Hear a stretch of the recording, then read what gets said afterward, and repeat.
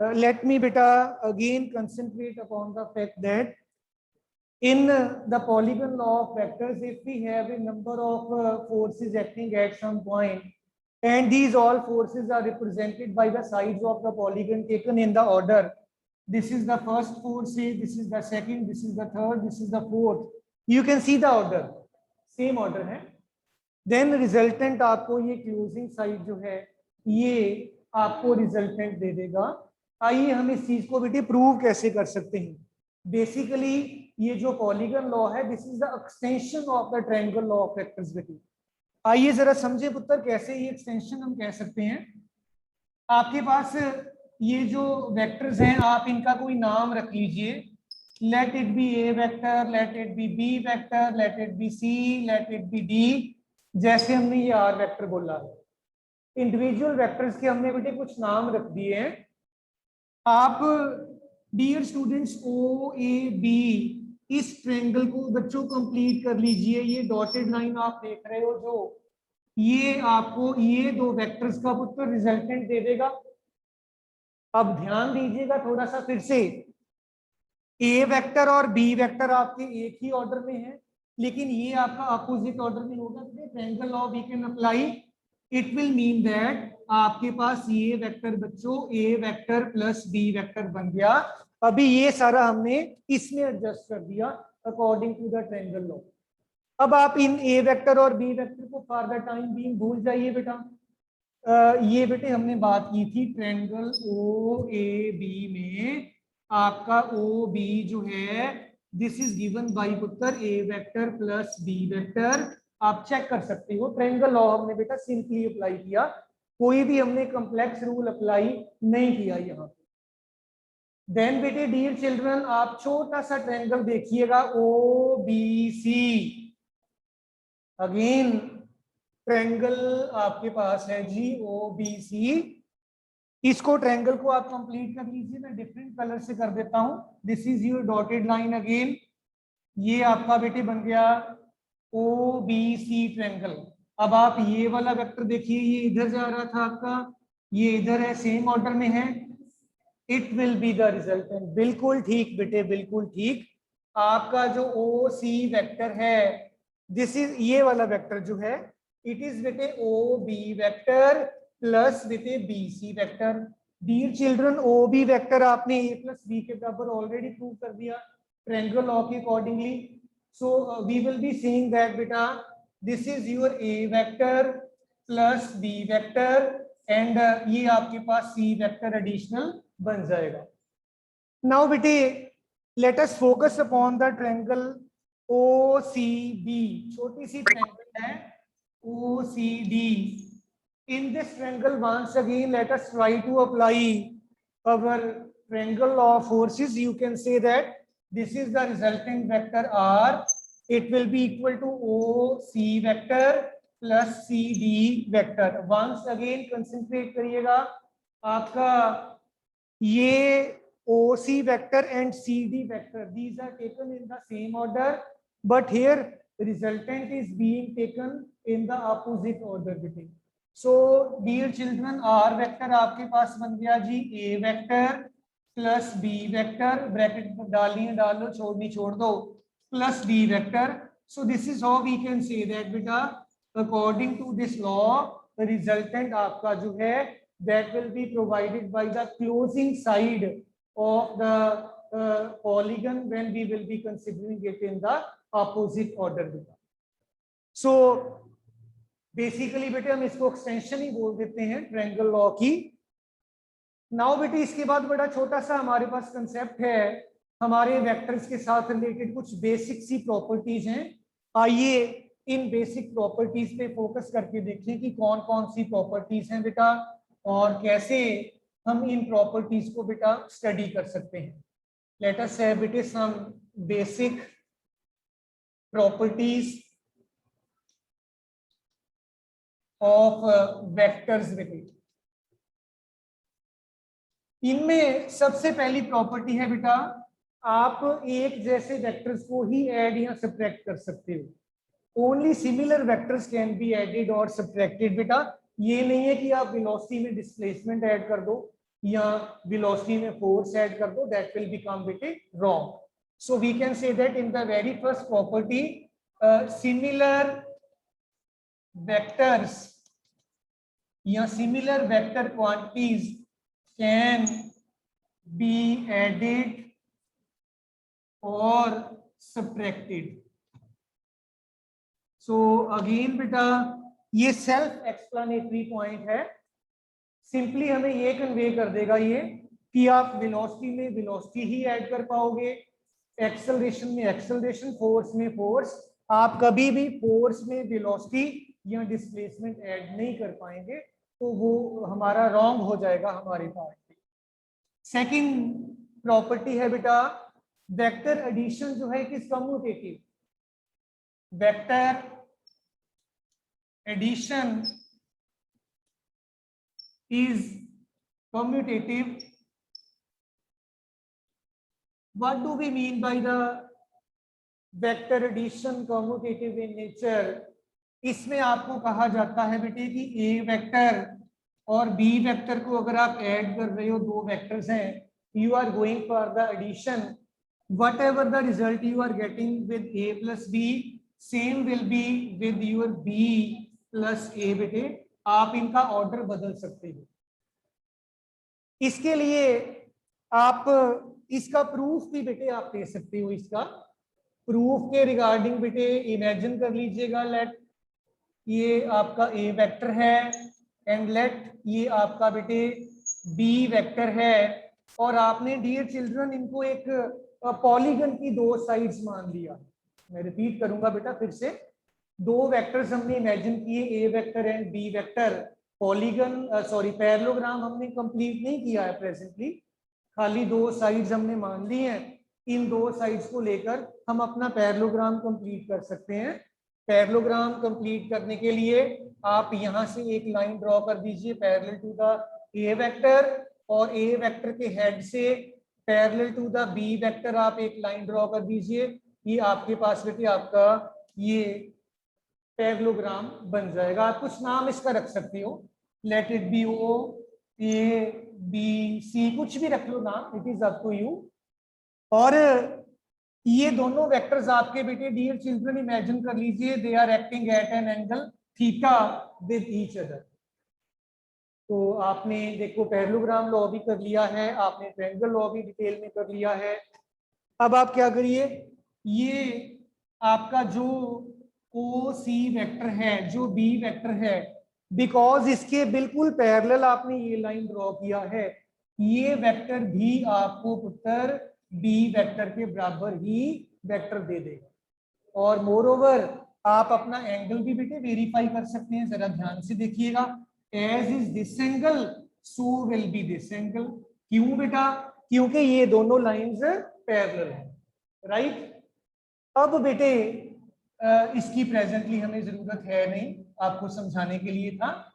आपने ओ वेक्टर से B vector point को ज्वाइन करती हुई बेटा एक line in the form of this diagonal बेटे ड्रॉ कर दी. ये आपका रिजल्टेंट बन गया जी आर.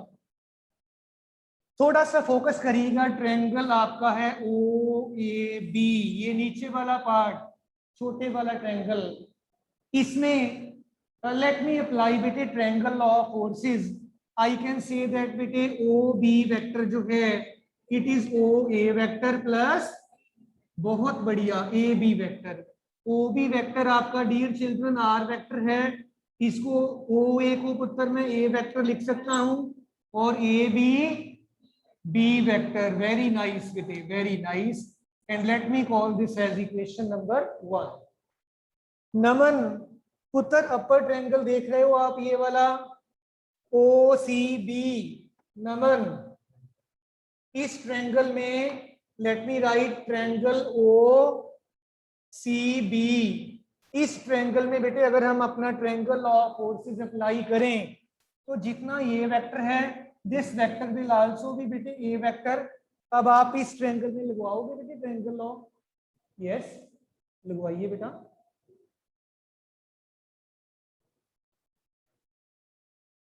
हाँ हाँ हाँ ठीक है, ओके.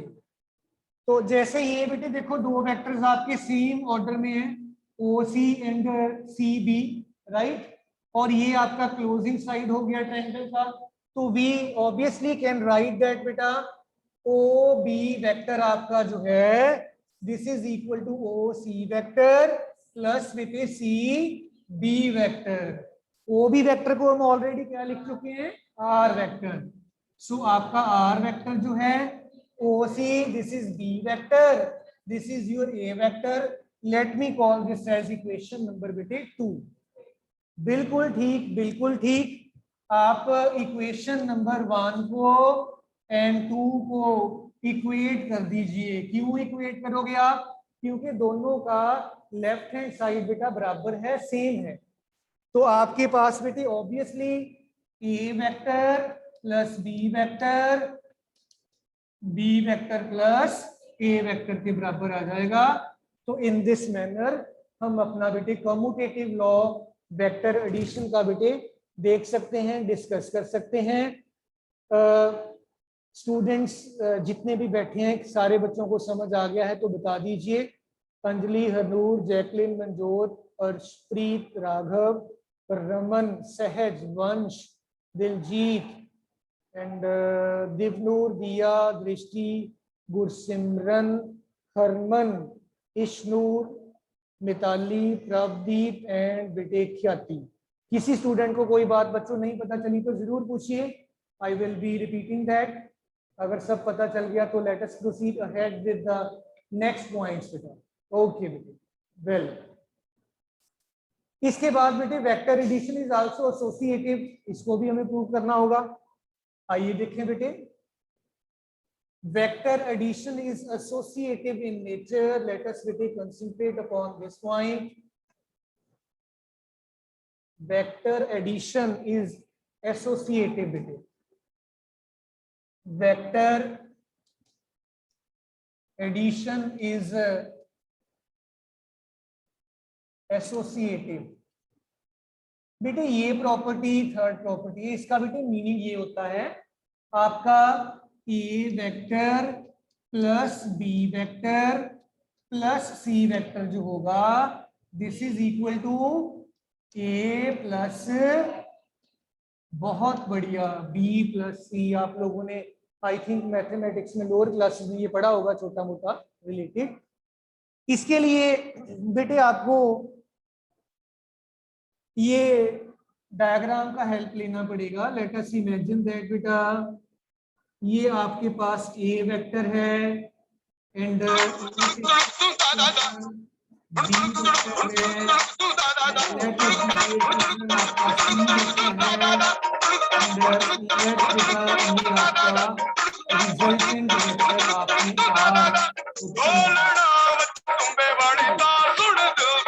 इसमें बेटे आपको नाम रखना है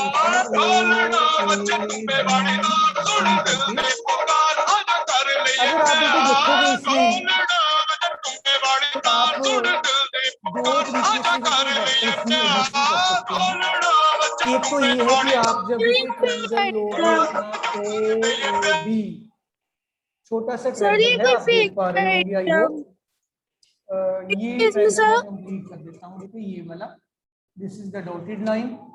इस ट्रायंगल में आपका ये ए वेक्टर और बी वेक्टर बेटे ये एक ही ऑर्डर में लिए गए हैं और इनका रिजल्टेंट जो है that will be given by this side taken in the opposite order and definitely we can say that बेटा ओ बी वेक्टर जो है पुत्र ये ओ ए वेक्टर प्लस, बहुत बढ़िया आपने अभी अभी किया है, ओ बी वेक्टर आ गया आपका A vector plus B vector.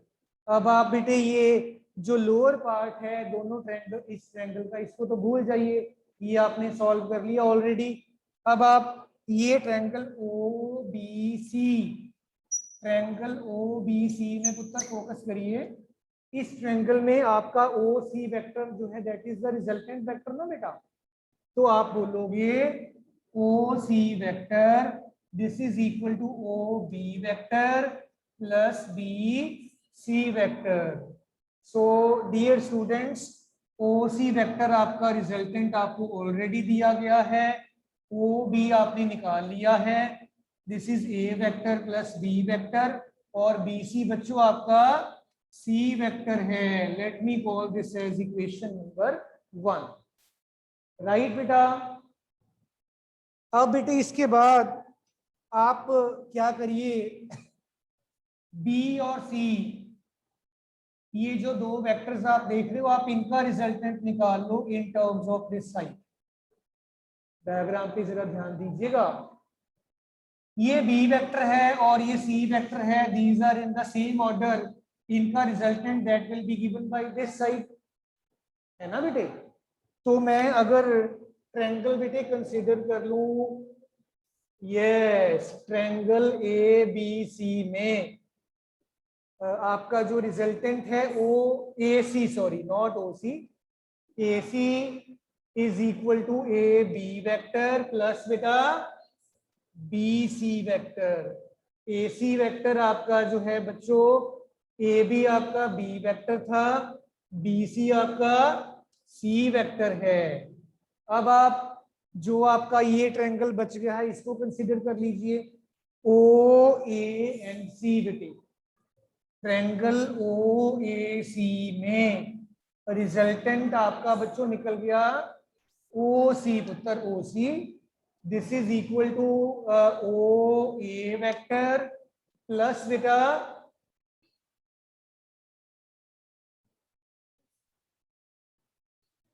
O C S.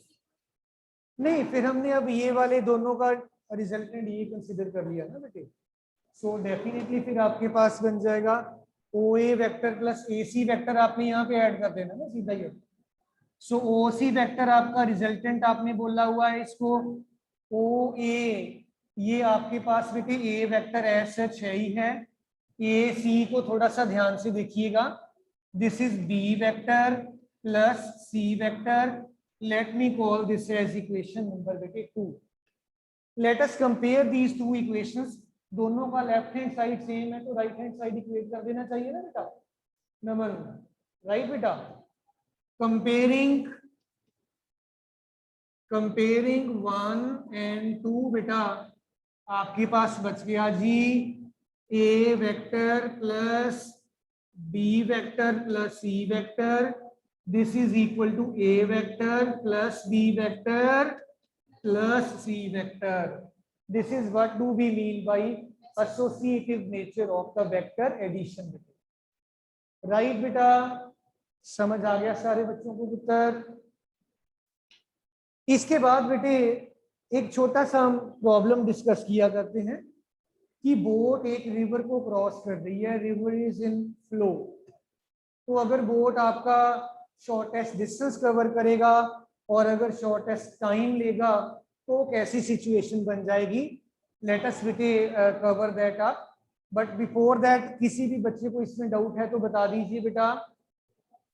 जितने भी स्टूडेंट्स हैं प्रेजेंट क्लास में, दिया, मनजोत, रमन, ओके, सबका नाम नहीं ले पा रहा हूं मैं, ओके यस बेटे। आओ बच्चों देखें आगे, इसके बाद हमारे पास बात है बेटे, बोट एक रिवर को क्रॉस कर रहा है बेटा, अगर वो शॉर्टेस्ट डिस्टेंस में कवर करेगा एंड शॉर्टेस्ट टाइम में कवर करेगा तो किस तरीके से बेटे हम ये सारा डिस्कस कर सकते हैं। आइए देखें बेटा, ए boat crossing a river, boat जब रिवर को क्रॉस करेगी तो दो पॉसिबिलिटीज बेटे हैं, रिवर इज इन फ्लो। आइए बेटे मैं दोनों केसेस आपको करवा देता हूं। ये इमेजिन कर लीजिए आपका रिवर फ्लो कर रहा है इस डायरेक्शन में और आप शॉर्टेस्ट डिस्टेंस में अपने बोट को कवर दूसरे बैंक पे लेके जाना चाहते हैं, राइट बिगिनिंग फ्रॉम दिस बेटे and this bank of the river rather. इसको पॉइंट को ओ पॉइंट कह दीजिए। आप अब चाहते क्या है कि आपका बोट बिल्कुल सीधा सीधा अपोजिट एंड पे यहां पे पहुंच जाएगा, ये एंड पे, और रिवर आपका ऑलरेडी इमेजिन कर लीजिए v2 वेलोसिटी से फ्लो हो रहा है ऐसे from this side towards that side बेटा। अब बेटे डियर चिल्ड्रन, आपको अगर एग्जैक्टली अपोजिट एंड पे चले जाना है, आपको अपनी बोर्ड को अपस्ट्रीम ये इतने एंगल पे लेके जाना पड़ेगा इन दिस वे। आप अपने बोर्ड को v1 वेलोसिटी से at an angle theta upstream लेके जा रहे हो इन सच ए मैनर दैट अगर आपके बोर्ड का वेलोसिटी v है तो ये v1 का स्क्वायर माइनस v2 का स्क्वायर इसके रूट के बराबर आ जाएगा। जरा चेक कर लीजिए, मुझे बता दीजिए बात आपको समझ आ गई बेटा? मेरे कहने का मतलब है आप अपनी बोट को इस डायरेक्शन में लेके जाओगे तो ये रिवर के फ्लो की वजह से वो अपने आप इधर पहुंच जाएगा, राइट बेटे? और डियर चिल्ड्रन, आपके दोनों बैंक्स के बीच में एस के बराबर का डिस्टेंस है, मान लीजिए यहां से लेकर यहां तक डायरेक्ट डिस्टेंस जो है। सो इस केस में बेटा आपका, चलिए रिजल्टेंट वेलोसिटी तो आपने देख ही लिया है already, that v is equal to v1 का स्क्वायर v2 का square all under the root. आपके बोर्ड को इधर से उधर पहुंचने के लिए बच्चों टाइम कितना लग जाएगा? टाइम इज गिवन बाय बेटे distance upon speed, resultant speed या रिजल्टेंट वेलोसिटी। डिस्टेंस आपका कितना है यहाँ से यहाँ तक? s के बराबर का है ना पुत्र, और स्पीड आपने v निकाल रखा है, ये पुट कर दीजिए। तो आपका जो टाइम आ जाएगा dear children, it will be s divided by v1 का स्क्वायर माइनस v2 का square all under the root. और ये आपने ऐसे टाइम बेटे निकाल लिया कि आपका बोट कितना टाइम लेकर opposite bank of the river तक बेटे पहुंच रहा है, राइट बेटा? अब सेकंड केस क्या है? आप चाहते हैं कि ये एक बात बेटे नोट करने वाली है, सारे बच्चे देखिएगा, ये माइनस साइन है, यहाँ पे माइनस साइन की वजह से डिनोमिनेटर छोटा हो गया। ये अगर डिनोमिनेटर छोटा है तो टाइम क्या हो गया? ज्यादा हो गया। आपका बोट ज्यादा टाइम लेगा इस केस में opposite bank of the river तक पहुंचने के लिए। अब अगर आपका बोट जो है बेटा ये शॉर्टेस्ट डिस्टेंस कवर कर रहा था, टाइम शॉर्टेस्ट नहीं था, अगर आप टाइम शॉर्टेस्ट चाहते हैं तो आप अपने बोट को, ये आपका रिवर का फ्लो बेटा v2 है, आप अपने बोट को अपस्ट्रीम नहीं लेके जाएंगे, आप अपने बोट को v1 वेलोसिटी से लेके जा रहे हो डायरेक्टली, और आपका बोट अपने आप जो रिजल्टेंट वेलोसिटी है ये v, this is equal to v1 का स्क्वायर प्लस v2 का स्क्वायर अंडर द रूट इसके बराबर आ जाएगा। लेकिन यहाँ पे एक छोटी सी प्रॉब्लम होगी, आप डायरेक्टली अपोजिट एंड पे नहीं पहुंच पा रहे हो, आप डायरेक्टली अपोजिट एंड को बाय ये डिस्टेंस x मिस कर रहे हो। एक बार फिर से सोचिएगा ध्यान से, एक तो ये तो डिस्टेंस s हमने कहा ही था, दोनों बैंक्स ऑफ द रिवर में आपने जाना था यहाँ पे अपोजिट एंड में, लेकिन पहुंच गए आप यहाँ पर, आपने x डिस्टेंस एडिशनल कवर कर लिया है in the direction of the flow of the river पुत्र। अब आपके बोर्ड का बच्चों रिजल्टेंट वेलोसिटी देखिएगा, v1 का स्क्वायर प्लस v2 का square all under the root आ गया डियर चिल्ड्रन। अब आपका बोर्ड बेटे टाइम कितना लेगा? टाइम भी निकालना पड़ेगा हमें। What time will be equal to बेटे now? Can anyone suggest from your side? Sine कैसे? सीन कैसे? डिस्टेंस कवर्ड कितना है? अब पहले ये सोचिए। यस यस यस यस, हाँ हाँ हाँ ठीक है, बोलते जाइए आप। मनजोत डिस्टेंस कवर्ड कितना है? आप भी बोलो मनजोत। मनजोत आई थिंक सुन नहीं पा रही है सर, और पूछ लेते हैं सहज। Sir S. सहज प्रीत कौर, ये भी नहीं सुन पा रही है। मनजोत बुढ़िया बेटा आपकी आवाज नहीं आ रही पुत्र। Manjot sir S. या तो हमारा ही इधर खराब है कुछ, कोई बात नहीं बेटे, आपने जवाब दे दिया, हमने नहीं सुना, ठीक है। आइए देखें, बेटे इस केस में आपका let me mark O A B, triangle O A B को थोड़ा ध्यान से देखिएगा बेटा।